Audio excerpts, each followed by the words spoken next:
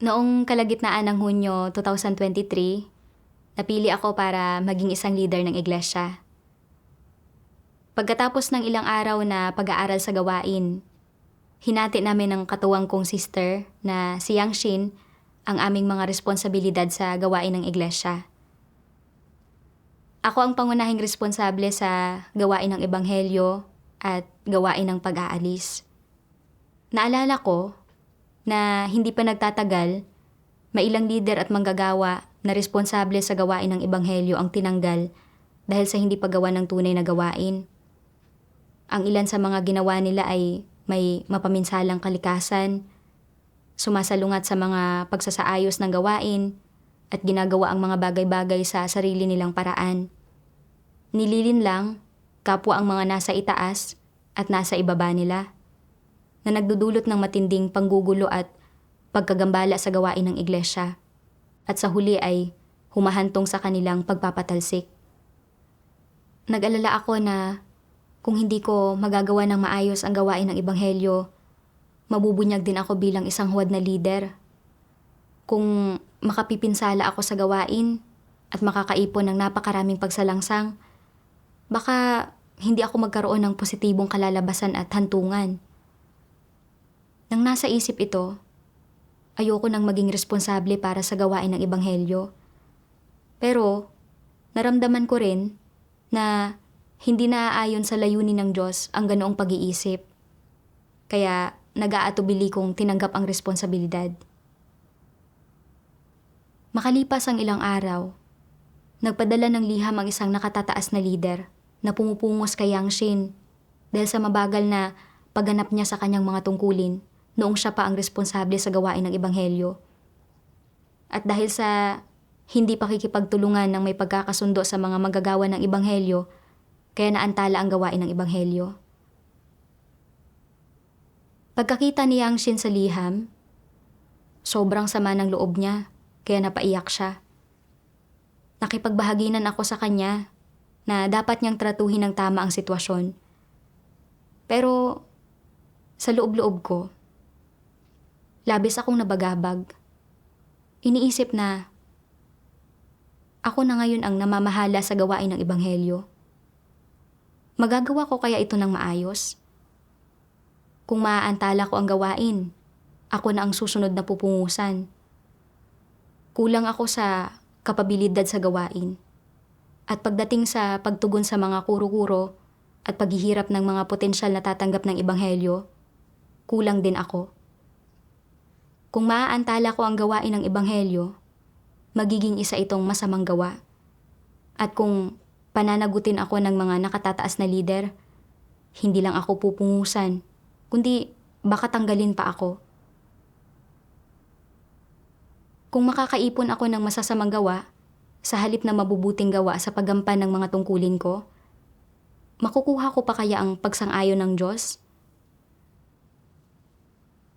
Nagsimula kong maramdaman na hindi madaling gawin ang mga tungkulin ng isang lider, at binala kong magbitiw kapag may nakita ng taong angkop na papalit sa akin. Pagkatapos noon, naging napakapasibo ko sa aking mga tungkulin. Pinaalalahanan ako ni Yang Shin na dapat kong italaga sa ibang tungkulin ang mga hindi angkop na manggagawa ng ebanghelyo, at pinaalalahanan niya ako kung paano kumustahin at isakatuparan ang gawain ng ebanghelyo. Pero nakinig lang ako nang hindi talaga nakatuon ang puso ko. Isang araw, biglang namula at namaga ang mukha ko. At makalipas ang 2 araw, hindi pa rin nawawala ang pamamaga. Sa isip-isip ko, nagsimula akong magmuni. Ito na kaya ang pagdidisiplina ng Diyos sa akin? Biniyayaan ako ng Diyos ng pagkakataong magsanay sa pagiging isang lider. Pero nagpapakaduwag ako at gusto kong tanggihan ang tungkulin ko. Hindi ba ito pagkakanulo sa Diyos? Kaya nanalangin at naghanap ako sa Diyos tungkol sa kasalukuyang kalagayan ko. Habang naghahanap ako, nakita ko ang mga salita ng Diyos. Sabi ng makapangyarihang Diyos, natatakot ang ilang tao na umako ng responsibilidad habang ginagampanan ang kanilang tungkulin. Kung binibigyan sila ng iglesia ng isang trabahong gagawin, iisipin muna nila kung hinihingi ng trabaho na umako sila ng responsibilidad. At kung oo, hindi nila tatanggapin ang trabaho. Ang mga kondisyon nila sa paggampan ng isang tungkulin ay, una, na ito ay dapat na isang maginhawang trabaho. Pangalawa, na hindi ito matrabaho o nakakapagod. At pangatlo, na kahit anong gawin nila, wala silang aakuing anumang responsibilidad. Ito lang ang uri ng tungkuling tinatanggap nila. Anong uri ng tao ito? Hindi ba't isa itong tuso at mapanlinlang na tao? Ayaw niyang pasanin kahit ang pinakamaliit na responsibilidad. Kinatatakutan pa nga niya na mababasag ng mga dahon ang kanyang bungo kapag nahulog ang mga ito mula sa mga puno. Anong tungkulin ang magagampanan ng taong tulad nito? Ano ang pakinabang niya sa sambahayan ng Diyos? Ang gawain ng sambahayan ng Diyos ay may kinalaman sa gawain ng pakikipaglaban kay Satanas, gayon din sa pagpapalaganap ng ebanghelyo ng kaharian.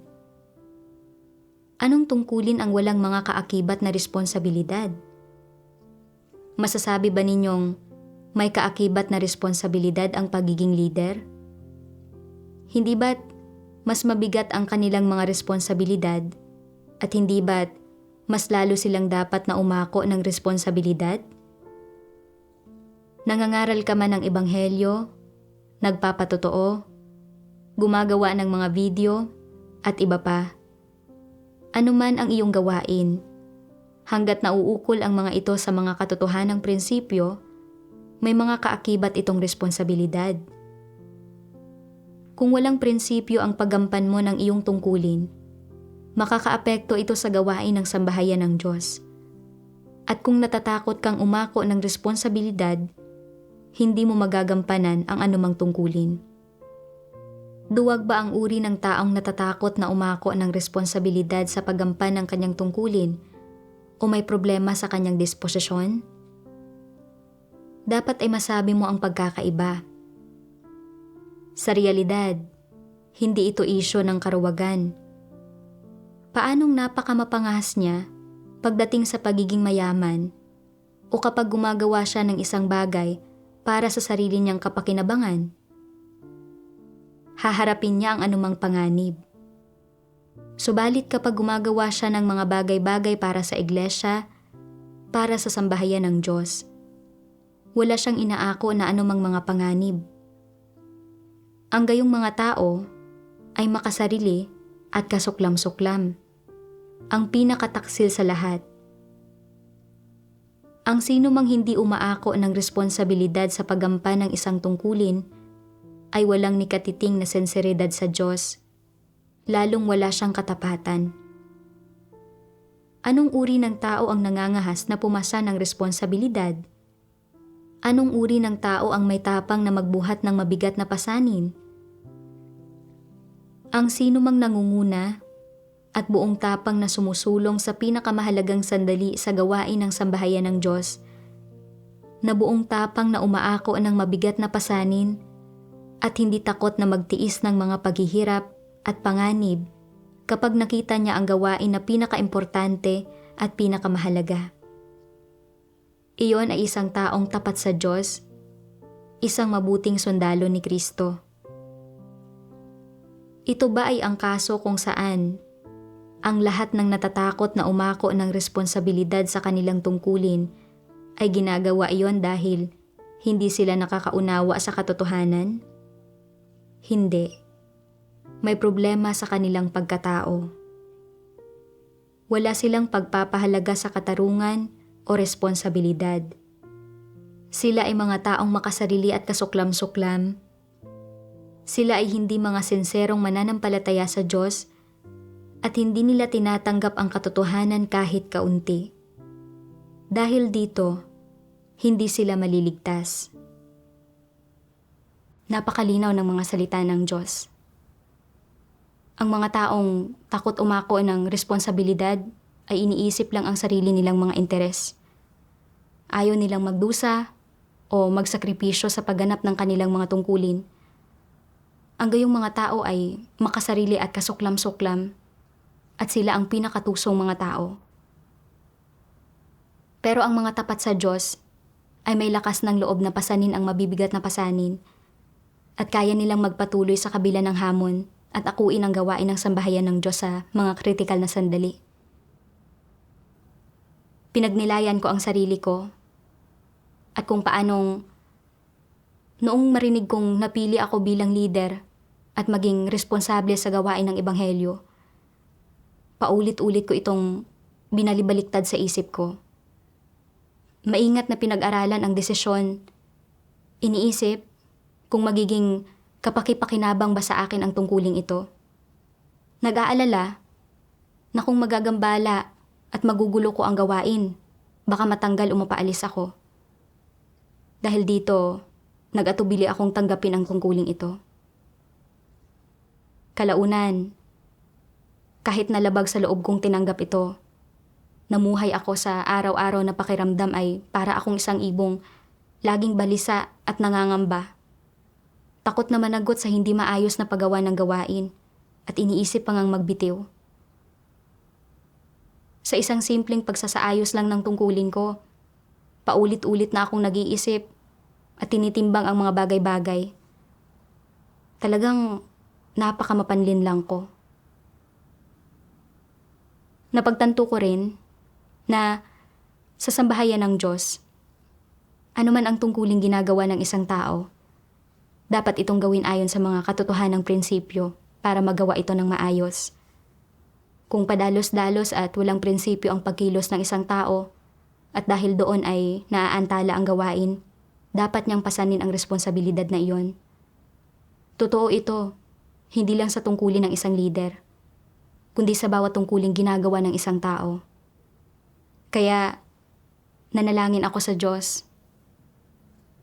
O Diyos ko, ang palagi kong pagnanais na iwasan ang tungkulin ko ng pamumuno ay hindi naaayon sa mga layunin mo. Ayoko nang iwasan ang responsibilidad. Hinihiling ko na bigyan mo ako ng pananalig at lakas na kailangan para mapasan ang tungkuling ito.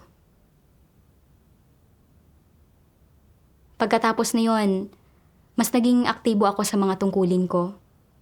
Aktibong nakikibahagi sa gawain ng Ebanghelyo, inaalam ang mga detalye ng gawain, at sinusubaybayan at pinangangasiwaan ang mga usapin. Matapos kong magsikap sa ganitong paraan sa loob ng ilang panahon, nagkaroon ng kaunting pag-unlad ang gawain ng Ebanghelyo. Noong Hulyo 2023, nagsagawa ng mga pag-aresto ang CCP sa iglesia at maraming kapatid ang dinakip. Kabilang sa kanila ang isang Judas na ipinagkanulo ang 32 katao. Itinuro pa sa mga pulis ang mga bahay ng mga kapatid na ito. Galit na galit ako. Nang maisip ko ang gawaing kakailanganing gawin sa kinahinatnan, medyo nag-alala ako. Iniisip na napakaraming kapatid ang ipinagkanulo. Paano ko pangangasiwaan ang kinahinatnang ito? Kung hindi ko ito mapangangasiwaan ng maayos at mapinsala ang mga aklat ng salita ng Diyos, o mas marami pang kapatid ang maaresto, magiging isang malubhang pagsalangsang iyon.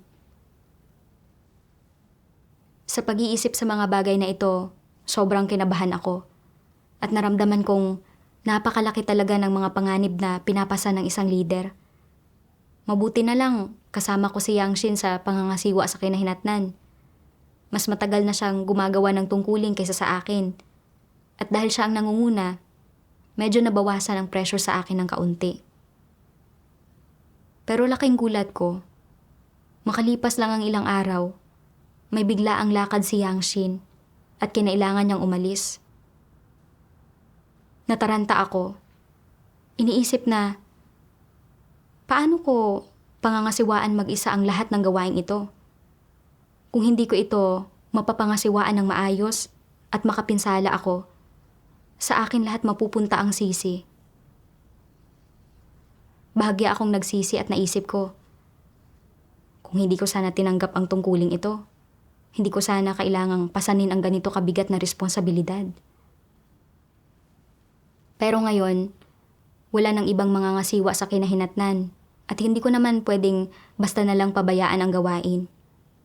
Kaya nanalangin ako sa Diyos, hinihiling na protektahan at pakalmahin niya ang puso ko. Sinasabing, O Diyos ko, hindi ko pwedeng basta na lang baliwalain ang gawaing ito. Dapat kong gawin ang lahat ng makakaya ko para maipagpatuloy ito.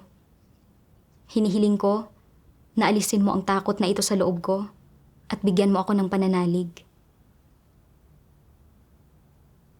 Pagkatapos noon, pabalik-balik ako sa ganitong kalagayan.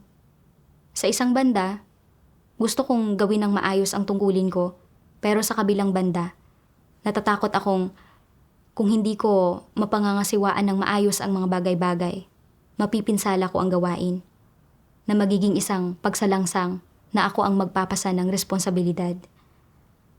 Labis akong nabagabag, kaya naghanap ako ng mga salita ng Diyos para basahin at isang sipi ang talagang nakaantig sa akin. Sabi ng makapangyarihang Diyos, hindi aksidente na nakakayang gawin ng mga antikristo ang tungkulin nila. Tiyak na ginagawa nila ang tungkulin nila nang may sarili nilang mga intensyon at pakay at pagnanais na magkamit ng mga pagpapala. Ano man ang tungkuling ginagawa nila, ang pakay at saloobin nila ay tiyak na hindi maihihiwalay sa pagkamit ng mga pagpapala, sa magandang hantungan at kinabukasan, at tadhana na iniisip at inaalala nila araw at gabi. Katulad sila ng mga negosyanteng walang ibang pinag-uusapan kundi ang trabaho nila. Ang anumang ginagawa ng mga antikristo ay pawang nauugnay sa kasikatan, pakinabang, at katayuan. Lahat ng ito ay nauugnay sa pagkamit ng mga pagpapala at kinabukasan at tadhana. Sa kaibuturan, ang puso nila ay punong-puno ng mga gayong bagay. Ito ang kalikasang diwa ng mga antikristo. Dahil mismo sa ganitong uri ng kalikasang diwa, kaya malinaw na nakikita ng iba na ang magiging pinakawakas nila ay ang maitiwalag. Mula sa mga salita ng Diyos, napagtanto ko na palaging isinasaalang-alang ng mga antikristo ang sarili nilang mga interes kapag ginagawa ang kanilang mga tungkulin sa sambahayan ng Diyos. Napakahalaga para sa kanila ng kanilang kinalabasan at hantungan. Sa tuwing may bagay na nagbabanta rito, palagi nilang pinipiling protektahan ang sarili nilang mga interes at mag-iwan ng paraan para makatakas sila. At wala silang katapatan sa kanilang tungkulin. Kumikilos akong tulad mismo ng isang antikristo. Palagi kong iniisip kung paano iiwasan ang responsibilidad at kung paano makakuha ng magandang kinalabasan at hantungan para sa sarili ko, sa halip na isipin ang gawain ng iglesia. Nang magsagawa ng mga pag-aresto ang CCP sa iglesia, natakot akong pananagutin ako kung hindi maayos ang pangangasiwa sa gawain ng kinahinatnan at na kung makapagdudulot ako ng malaking pinsala, hindi magiging maganda ang kalalabasan ko. Dahil doon, umurong ako. Nang makita kong umalis na si Yang Shin at ako na lang ang natirang haharap sa gawaing ito, lalo pa akong nag-alala. Dahil naramdaman kong kung hindi ko mapangangasiwaan ng maayos ang mga bagay-bagay, sa akin lahat mapupunta ang sisi. Kaya pinagsisihan kong tinanggap ko ang tungkuling ito ng pamumuno. Alam na alam ko na bilang isang leader ng iglesia, kailangan pangasiwaan ang gawain sa kinahinatnan sa kritikal na sandaling ito. Pero palagi ko pa rin inuuna ang sarili kong mga interes at tinitimbang ang mabubuti at masasamang bunga. Sa sandaling makita kong maaaring mapahamak ang aking kalalabasan at hantungan, gusto kong mag-iwan ng daan para makatakas ako. Nakita ko kung gaano ako naging makasarili at kasuklam-suklam. At kung paanong ang disposisyon ko ay tulad mismo ng sa isang antikristo. Alam kong kung hindi ako magsisisi at magbabago, ibubunyag at ititiwalag din ako ng Diyos sa huli. Kaya nanalangin ako sa Diyos. O Diyos ko, ayoko nang magtuon sa sarili kong mga interes. Handa akong pasanin ang pasaning ito. Pagkatapos noon, nagbasa ako ng isa pang sipi ng mga salita ng Diyos. Hindi naniniwala ang ilang tao na kayang tratuhin ng patas ng sambahayan ng Diyos ang mga tao. Hindi sila naniniwala na naghahari ang Diyos sa kanyang sambahayan at na naghahari doon ang katotohanan. Naniniwala sila na anumang tungkulin ang ginagawa ng isang tao, kung magkakaroon ng problema roon, didisiplinahin kaagad ng sambahayan ng Diyos ang taong iyon. Tatanggalin ang kanyang karapatan na gumawa ng tungkulin, palalayasin siya, o papaalisin pa nga siya sa iglesia. Ganoon ba talaga ang kaso? Siguradong hindi. Pinakikitunguhan ng sambahayan ng Diyos ang bawat tao ayon sa mga katotohanang prinsipyo. Ang Diyos ay matuwid sa kanyang pagtrato sa bawat tao. Hindi lamang niya tinitingnan kung paano kumilos ang isang tao sa isang pagkakataon. Tinitingnan niya ang kalikasang diwa ng isang tao, ang mga intensyon nito, at ang saloobin nito.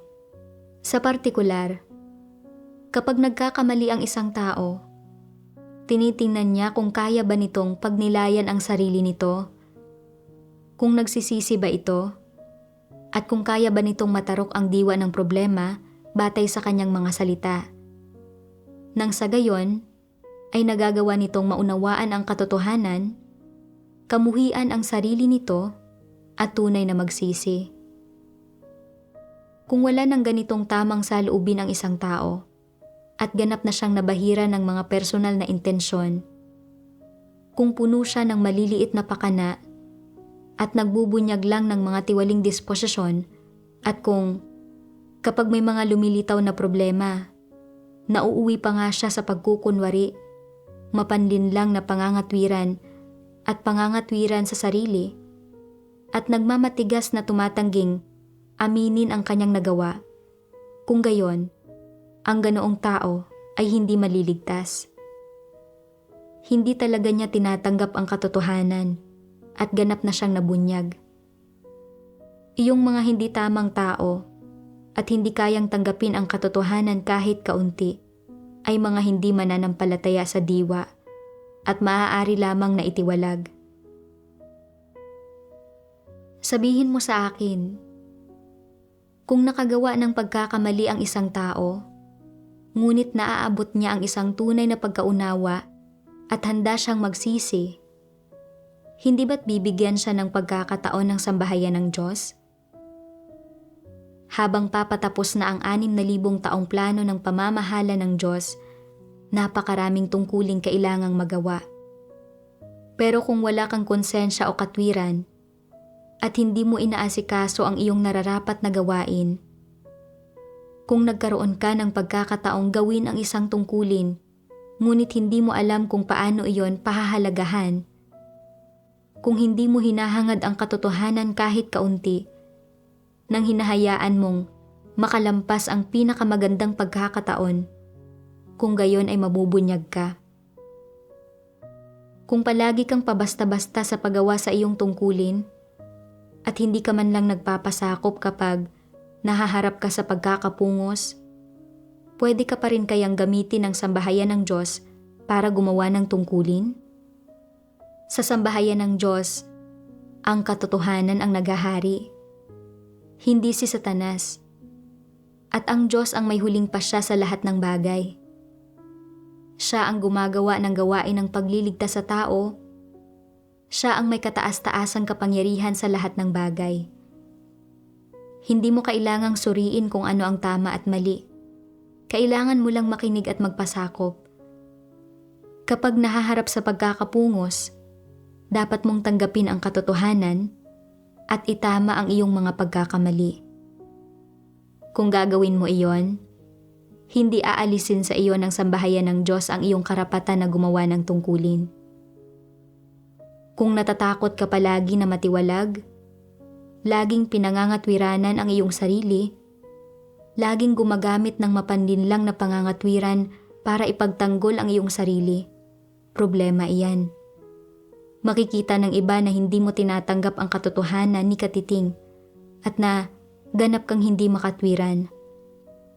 Gulo ang kasunod nito at kakailanganin ng iglesia na disiplinahin ka. Talagang hindi mo tinatanggap ang katotohanan sa paggawa mo sa iyong tungkulin at lagi kang natatakot na mabunyag at matiwalag. Ang takot mong ito ay nababahira ng intensyon ng tao. Sa loob ng takot na ito, may mga tiwaling satanikong disposisyon, gayon din ng paghihinala, pagiging mapagbantay, at maling pagkaunawa. Wala sa mga ito ang mga saloobin na dapat mayroon ang isang tao. Pagkatapos basahin ang mga salita ng Diyos, naunawaan ko na matuwid ang Diyos sa lahat at na tinatrato rin ng sambahayan ng Diyos ang lahat ayon sa mga katotohanang prinsipyo. Walang sino mang kinukundina o itinitiwalag dahil sa isang pagkakamali. Naalala ko na noong ginagawa ko ang gawain ng pag-aalis dati, kumilos ako batay sa mapagmataas kong disposisyon at nagkamali ako ng paghusga sa isang tao nang hindi sumusunod sa mga prinsipyo. Kalaunan, napagtanto ko ang pagkakamali ko at labis ko itong pinagsisihan. Pero hindi ako tinanggal o itiniwalag ng iglesia dahil lang sa isang pagkakamaling iyon. Nakita ko na hindi naman nakakatakot ang magkamali. At ang mahalaga ay kung kaya bang tanggapin ng isang tao ang katotohanan at tunay na magsisi pagkatapos magkamali. Ang ilang tao ay nabubunyag bilang mga antikristo, hindi dahil sa isang pagkakamali nila, kundi dahil hindi sila sumusunod sa mga hinihingi o prinsipyo ng sambahayan ng Diyos kapag ginagawa ang kanilang mga tungkulin. At kumikilos sila ng walang pakundangan, kahit na pagkatapos makatanggap ng pagbabahaginan at tulong. Hindi lang sila nabigong magbago, kundi ayaw rin nilang makinig at nakikipagtalo. Iginigiit ang sarili nilang paraan, at lubhang ginugulo ang gawain ng iglesia. Pagkatapos lang ng kanilang lubos na pagtangging magsisi sila, pinapatalsik. May ilang kapatid din na sumasalangsang, pero kaya nilang hanapin ang katotohanan at mahanap ang pinakaugat ng paglaban nila sa Diyos, tunay na magsisi at magbago, at gawin ang kanilang mga tungkulin ayon sa mga katotohanang prinsipyo. Iniaangat at ginagamit pa rin ng sambahayan ng Diyos ang gayong mga tao. Nakita ko na binibigyan ng Diyos ang lahat ng maraming pagkakataong magsisi at na ang diwa ng Diyos ay matuwid at tapat. Alam kong hindi na ako pwedeng maging mapagbantay laban sa Diyos o umiwas sa mga tungkulin ko. Kalaunan, bumuti ang saloobin ko sa aking mga tungkulin at pumili ang iglesia ng isa pang sister para makipagtulungan sa akin. Hindi nagtagal, narinig kong mayroon pang 20 kapatid o higit pa ang inaresto at pinuntahan sila ng mga pulis para bigyan ng babala. Pinipilit silang permahan ang 3 mga pahayag. Nang marinig ko ang balitang ito, natakot na naman ako. Nag-aalala na kung hindi maayos ang pangangasiwa sa gawain sa kinahinatnan, ako ang papapanagutin. Habang iniisip ko ito, napagtanto kong wala ako sa tamang kalagayan, kaya nanalangin ako sa Diyos sa puso ko. Naalala ko ang mga salita ng Diyos. Kung ano ang kayang makamit ng mga tao, dapat nilang gawin ang lahat ng magagawa nila para maisakatuparan ito. Ang lahat ng iba ay ang Diyos na ang gagawa para gamitan niya ng kanyang kataas-taasang kapangyarihan, pamatnugutan at gabayan. Ito ang pinaka hindi natin inaalala. Nasa likod natin ang Diyos. Bukod sa nasa puso natin ang Diyos, may tunay na pananalig din tayo. Hindi ito espiritual na pagsuporta. Sa katunayan, hindi man nakikitang naririyan ang Diyos, nasa piling siya ng mga tao. Palaging kasama nila. Sa tuwing gumagawa ng anumang bagay ang mga tao o gumagawa ng anumang tungkulin, nanonood siya. Naroon siya para tulungan ka sa anumang oras at saan mang lugar. Inaalagaan at pinoprotektahan ka. Ang dapat gawin ng mga tao ay gawin ang pinakamakakaya nila para isakatuparan ang dapat nilang isakatuparan.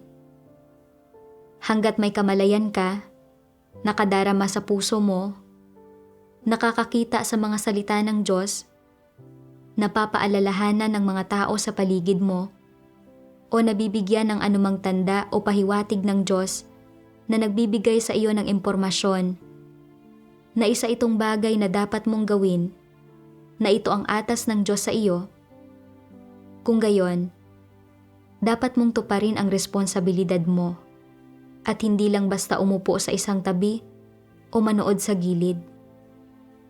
Hindi ka isang robot. May utak at mga kaisipan ka. Kapag may nangyayari, alam na alam mo ang dapat mong gawin at tiyak na mayroon kang mga damdamin at kamalayan. Kaya, ilapat mo ang mga damdamin at kamalayang ito sa mga aktwal na sitwasyon. Isabuhay at gawin mong mga kilos ang mga ito. At sa ganitong paraan, matutupad mo ang responsibilidad mo. Para sa mga bagay na maaari kang magkaroon ng kamalayan, dapat kang magsagawa ayon sa mga katotohanang prinsipyong nauunawaan mo. Sa ganitong paraan, ginagawa mo ang pinakamakakaya mo at nagsisikap ka ng husto para gawin ang tungkulin mo. Binigyan ako ng mga salita ng Diyos ng pananalig at lakas. Ang mga unang bagay na dapat kong gawin ay ang pasanin ang aking mga responsibilidad, gawin ang lahat ng makakaya ko para pangalagaan ang mga interes ng sambahayan ng Diyos, protektahan ang kaligtasan ng mga kapatid ko, at bawasan ang mga kawalan hanggat maaari. Ito ang responsibilidad ko. Hindi na ako pwedeng maging sobrang makasarili at kasuklam-suklam at magtuon na lang sa sarili kong kinabukasan at hantungan. Sa pagbabalik tanaw kung paano ko laging sinusubukang protektahan ang sarili ko at iwasan ang responsibilidad, napagtanto kong sa pagkakataong ito, kailangan kong isagawa ang katotohanan at magkaroon ng lakas ng loob na umako ng responsibilidad. Kahit na magkaroon ako ng ilang paglihis sa proseso, kailangan kong pasanin ang mga responsibilidad na dapat kong pasanin. Para sa ilang komplikadong bagay kung saan hindi ako sigurado sa naaangkop na gawin, pwede akong sumangguni sa nakatataas na pamunuan. At kung may mga pagkakamali o pagkukulang sa gawain ko, kailangan kong suriin ang mga iyon at gumawa ng napapanahong pagwawasdo.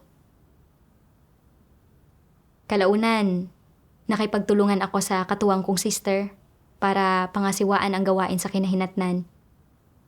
At ibinahagi namin ang mga layunin ng Diyos sa mga kapatid at tinalakay kung paano tutuparin ang aming mga tungkulin sa mahirap na panahong ito.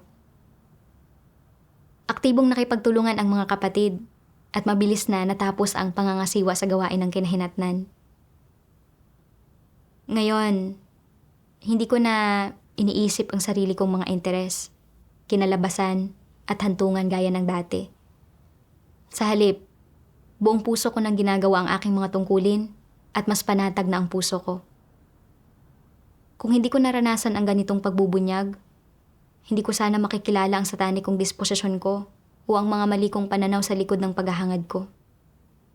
Nagpapasalamat ako sa Diyos sa paggabay sa akin para matutuhan ang mga aral na ito.